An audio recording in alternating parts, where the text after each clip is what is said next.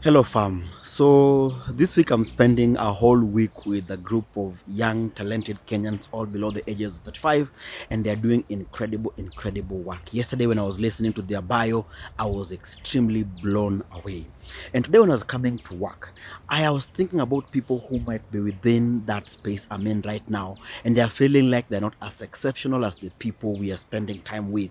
Or even you, maybe you are in the midst of people who perhaps got their PhDs in their 20s. You're in the midst of people who have done incredible work. Maybe they've owned their first houses, and no inheritance at the age of 20s, in their 20s.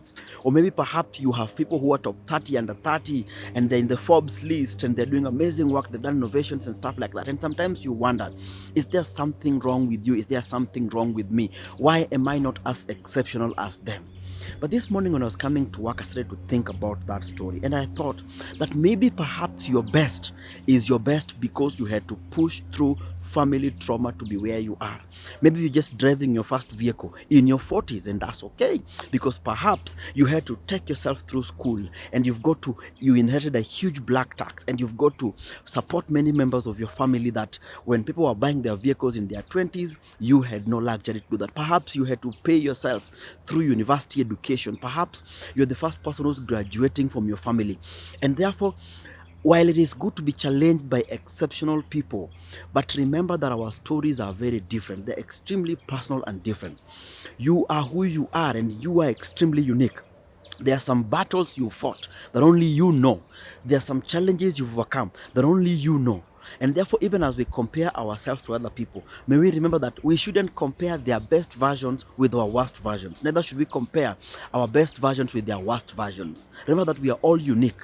Your degree at 20 is still a degree. Your degree at 30 is still a degree. Your vehicle at 40 is still a vehicle. Your house at 50 is still a house. Your marriage at 60 is still okay. You who had to wait for long to get children in your marriage, that is still okay, because those children will still grow to glorify God and to do amazing things.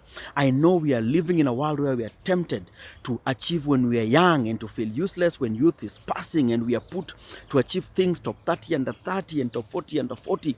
And sometimes when we don't feel like we have achieved all those things, then we feel like useless. I want to tell you today that measure your success based on the journey you have walked. Measure your success based on the background you come from. Measure your success based on the motives and the intentions of what you had to put. Measure your success based on your own yardstick. Of course, be challenged by other people, walk with them, interact with them, learn from them, but ultimately, never ever feel like you are late, because lateness is a timeline that is not yours.